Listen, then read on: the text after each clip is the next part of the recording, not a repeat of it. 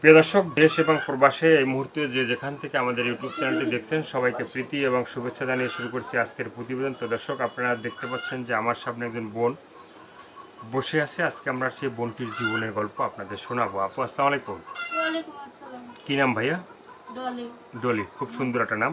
তো ডলি আপু, আজকে আমরা আসছি তোমার জীবনের গল্পটা শুনবো। জীবনের ভালো লাগা, ভালোবাসা, সুখের দুঃখের কষ্টের কথাগুলো একটু শুনতে চাই, একটু বলো।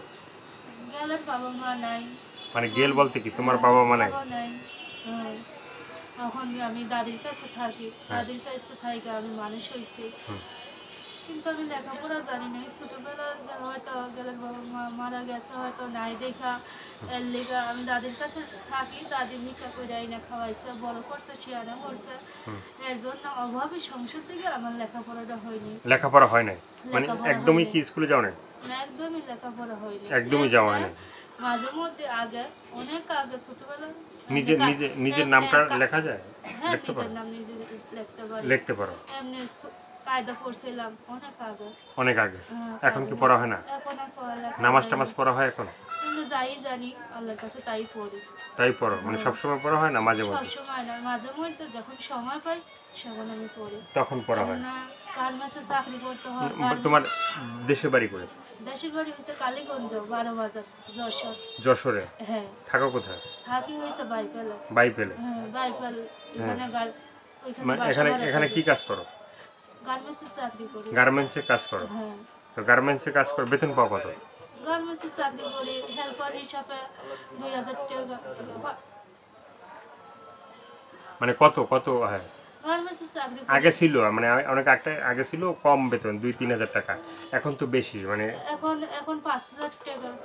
5,000 টাকা পাও। তো সেটা দিয়ে কি মানে সংসার চলে তোমাদের?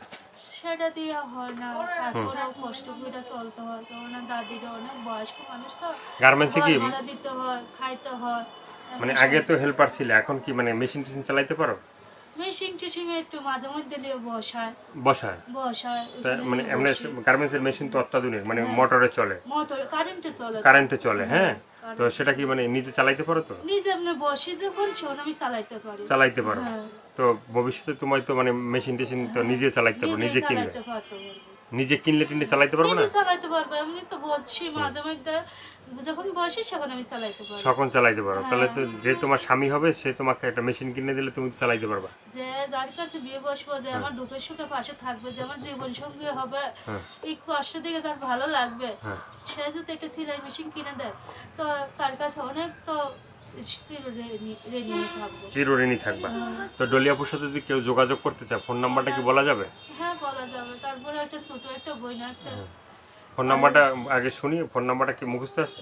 ফোন নাম্বার মুখস্থ না, আমি বলবো। হ্যাঁ, বইলে দেন।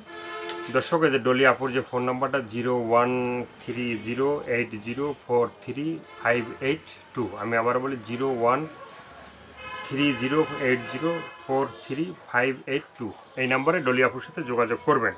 তো যারা যোগাযোগ করবে তাদের সাথে কি তুমি ঠিকমতো কথা বলবো তো নাকি? হ্যাঁ ভাইয়া, তাদের সঙ্গে আমি ঠিক মতন কথা বলবো। তারা যদি এমন দুঃখ সুখে পাশে থাকে, সহযোগিতা করে, তাদের সঙ্গে আমিও ভালোভাবে কথা বলবো। প্রবাসী ভাইয়াদের সঙ্গে মানে তাদের সাথে ভালোবাসে কথা বলবো, ভালোবাসে কথা বলবো। তারা যদি আমার পাশে থাকে, আমিও তাদের পাশে থাকবো সুখে দুঃখে, সারা জীবনের জন্য। হ্যাঁ, মানে সারা জীবনের জন্য। আর কি বলার আছে তুমি বলতে চাও? কি বলার আছে, আমার ছোট একটা বোন আছে, তার কারণে এখন নিজেই অসহায়, নিজেই গরিব। আগে লেখাপড়া করাইতো, এখন আর আমি আমি এখন আর করাইতে পারতাছি না।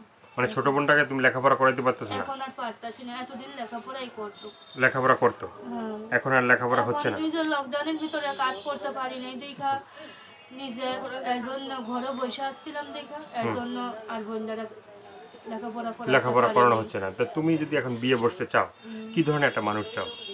কি ধরনের মানুষ? সে হাজার গরিব হোক, সে হাজার কিছু যেমন চায় তাই হোক, সেটা আমার দেখার কিছু না। তার যদি একটু সুন্দর একটা মন থাকে। হ্যাঁ, সুন্দর একটা মন থাকলে? তার যদি একটু সুন্দর একটা মন থাকে, যে আমার 2 বেলা 2 মুঠো ডাল ভাত খাওয়াইতে পারবে, যার একটা ভালো একটা মন আছে, হৃদয় আছে, যে আমার ভালোবাসতে পারবে, যে আমার সুখে দুঃখে পাশে থাকবে, তাকেই আমি জীবন সঙ্গী হিসাবে মেনে নেব। তাকে তুমি জীবন সঙ্গী হিসেবে মেনে নেবা?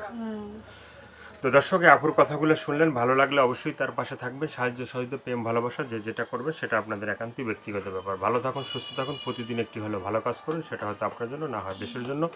5 ওয়াক্ত নামাজ পড়বেন, দেশটাকে বেশি বেশি করে ভালোবাসবেন। আর আমাদের চ্যানেলে যারা নতুন তারা চ্যানেলটি সাবস্ক্রাইব করে সঙ্গে থাকবেন, তাহলে আপনি নতুন নতুন ভিডিও পাবেন প্রতিদিন। সবাইকে আল্লাহ হাফেজ, সবাই ভীষণ ভালো থাকবেন।